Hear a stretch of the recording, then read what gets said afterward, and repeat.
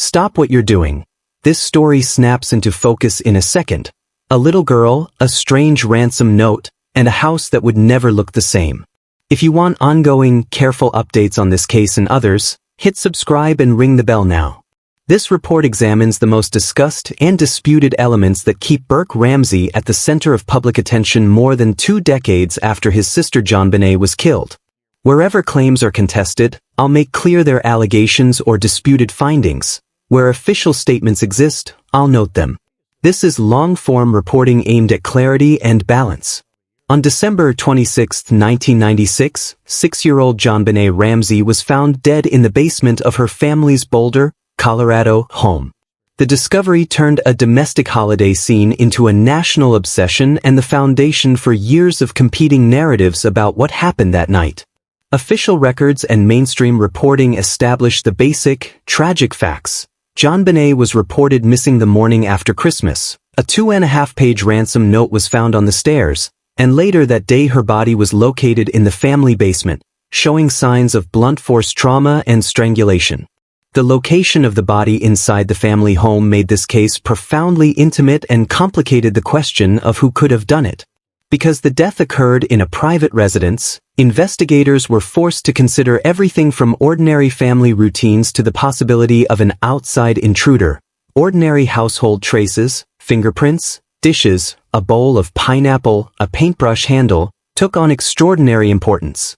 Over the years, the combination of a violent death, ambiguous physical traces, and heavy media attention created the conditions for permanent public fascination and deep disagreement about cause, motive, and responsibility. The basic timeline, disappearance, ransom note, discovery in the basement, remains the primary anchor for every theory and every allegation that followed. Burke Ramsey was 9 years old when JonBenét died, and his presence in the house that night, and what he was told or not told afterward, became a key focal point for investigators and later commentators. Contemporary accounts show Burke was in the home on the morning JonBenét was reported missing. In the chaotic hours that followed, he was interviewed away from the public scene and later provided additional recorded interviews to prosecutors and investigators. There is reporting that, in the immediate aftermath, Burke was separated from the scene so he could be away from the emotional turmoil. At least one account says he was taken to a friend's home that morning before later being formally interviewed. That handling, taking a child out of the home in a high-profile case and later conducting taped interviews, is documented in news coverage and produced materials. Because Burke was a child and because his family sought to limit media exposure, his public appearances and statements were sparse for many years. Over time, however, investigators, documentarians and journalists have highlighted moments from his interviews and asked whether his demeanor or the details he gave were consistent with how a grieving 9-year-old would act. It is important to stress 2 things here. First, children process trauma differently and unusual emotional responses do not equate to guilt. And second, some allegations about Burke's behavior are raised by particular investigators, authors, or TV programs and remain disputed or unproven in court. That distinction between observed behavior and criminal culpability is central to how this long story should be read. Almost from the start, the 911 call made by JonBenét's mother drew scrutiny. The short, frantic call to emergency services was recorded. Years later, documentary teams and analysts re-examined the tape, enhancing the final seconds to see whether voices could be identified in the background. Some forensic audio analysts and investigators who worked on later documentaries concluded they could hear multiple voices, including the possibility of a child's voice, and suggested that those sounds undermined some early accounts about who was awake or present. Other official reviews at the time did not reach the same conclusion. Those who accept the enhanced audio interpretation say it matters because it suggests the family's initial public statements about who was awake and what they heard may have been incomplete or inaccurate. Skeptics point out the difficulty of reliably decoding faint background sounds from decades-old tapes and note that independent federal agencies who reviewed the tape earlier did not flag the same clarity of voices. The debate over the 911 audio therefore illustrates the broader dynamic of the case. As new techniques and fresh reanalysis are applied to old materials, new possible readings emerge, but those readings do not automatically displace prior conclusions without corroborating evidence. A bowl of partially digested pineapple found during the autopsy and a bowl of pineapple observed on the Ramsey kitchen table the next morning became unexpectedly central to timeline questions. Medical examiners reported that JonBenét had eaten pineapple relatively shortly before her death. Investigators then noted that a bowl of pineapple, with a spoon and apparent fingerprints, sat on the dining table when the home was photographed and processed. News outlets and long-form reporting repeatedly highlighted the apparent mismatch between the family's public recollections, that JonBenét had gone to bed after returning home and had not eaten in the house, and the autopsy finding of undigested fruit. Those inconsistencies remain one of the more tangible oddities that investigators and commentators point to when reconstructing the hours before JonBenét's death. Fingerprints on the bowl were reported in contemporaneous accounts, and commentators have long argued over whether prints belonging to family members appeared on the pineapple dish or utensils. Some reporting says that investigators detected prints believed to match family members. Others note the routine problem that anyone living in a house will have fingerprints on commonly used dishes, and that without a clear timeline those prints are ambiguous. The pineapple detail has been used to suggest both intruder and family involvement scenarios. Opponents of the intruder theory say it's unlikely an outsider would have fed JonBenét pineapple and then left the bowl with the family's fingerprints intact. Proponents of the intruder theory suggest the fruit timing could fit an abductor's manipulative behavior. The bottom line: pineapple is a small, concrete forensic clue that has been interpreted in sharply different ways. One of the most intensely debated technical questions has been the cause of JonBenét's fatal skull injury. From early on, investigators and pathologists discussed several possible blunt instruments.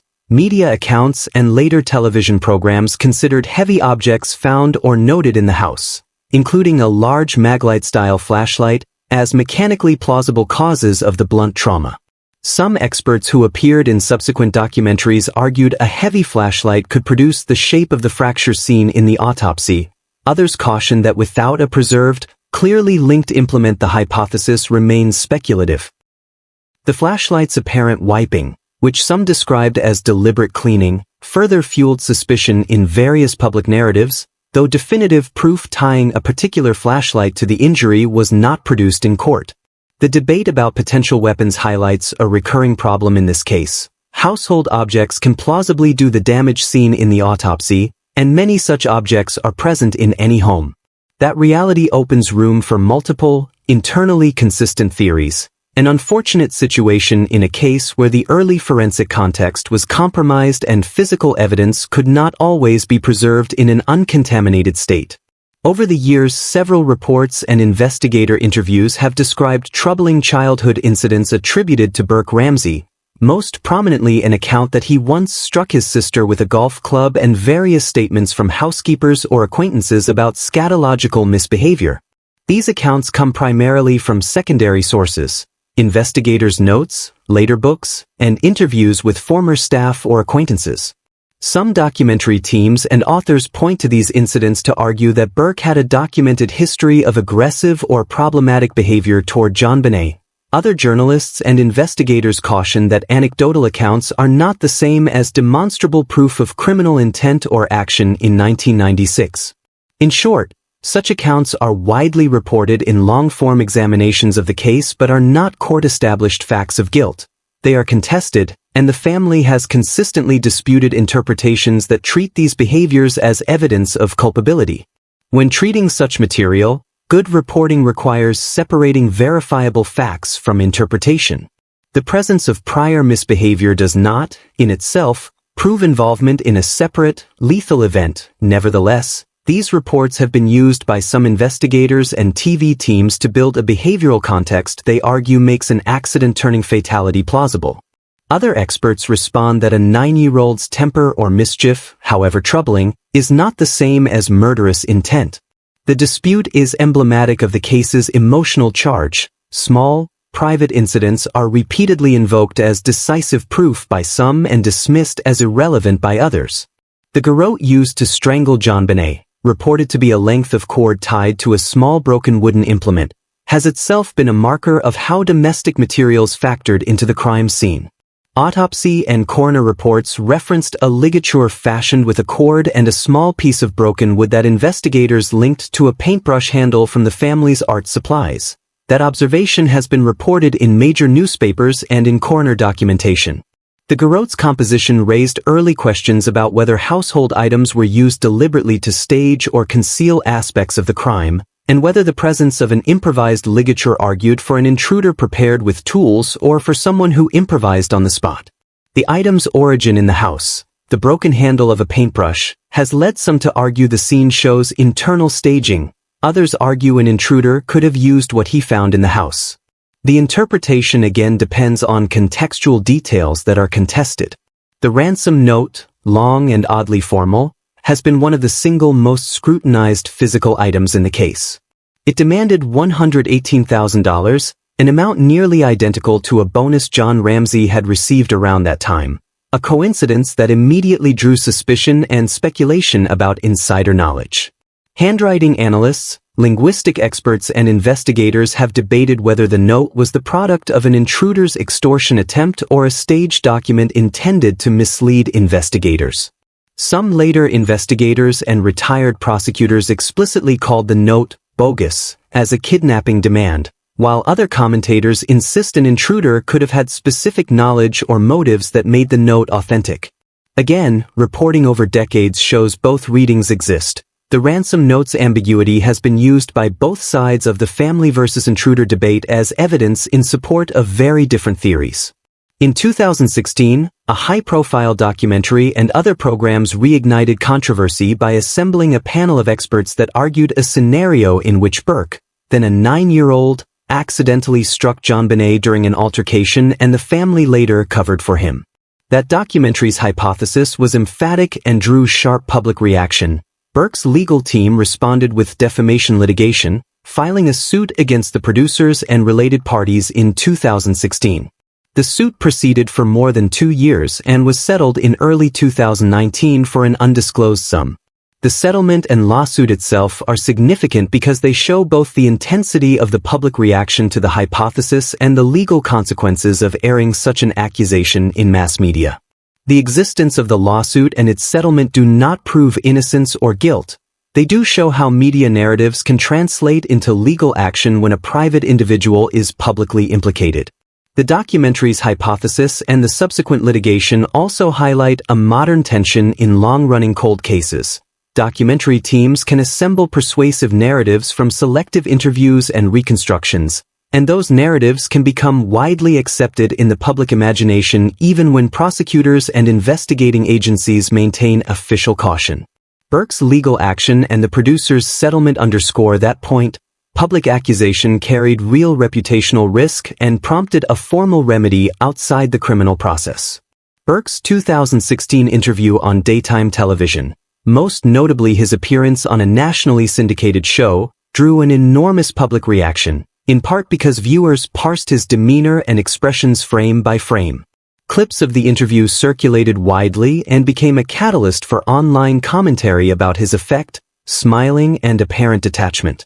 Media coverage of that appearance emphasizes 2 facts. First, Burke's interview was unusually public given his long-time privacy. Second, public reaction to demeanor in short clips is an unreliable way to draw conclusions about culpability. Reporters and psychologists who commented on the interview urged restraint. Facial expressions and nervous laughter can be symptoms of long-term trauma, defensive posture under attack, or simply poor interview preparation, none of which equates to criminal responsibility. Still, the viral reaction to his televised comportment shaped public perception in a way that no single forensic detail had managed to do for years. Putting all of this together leads to a difficult, uncomfortable set of takeaways. The available, verifiable facts are limited and, crucially, have been interpreted in multiple, conflicting ways.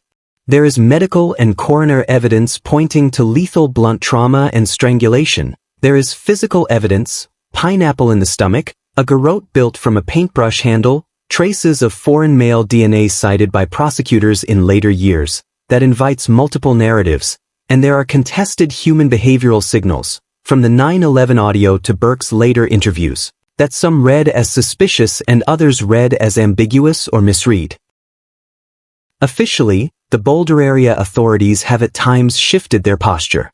In 2008, a Boulder County District Attorney publicly said newly developed DNA testing pointed to an unidentified male and issued an apology to the family for the way they had been treated by the system, a move widely reported and which the Ramseys cite as official vindication.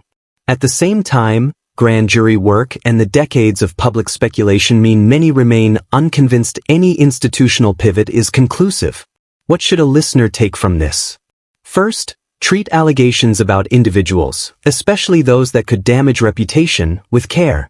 Many of the most dramatic claims about Burke come from TV reconstructions, second-hand investigative claims, or statements by journalists and authors rather than court convictions.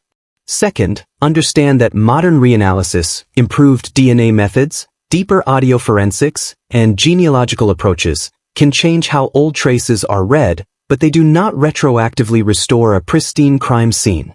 Third, appreciate the human toll. Whatever one's theory, a family lost a child, has lived under suspicion and grief, and remains embroiled in public argument more than 25 years later.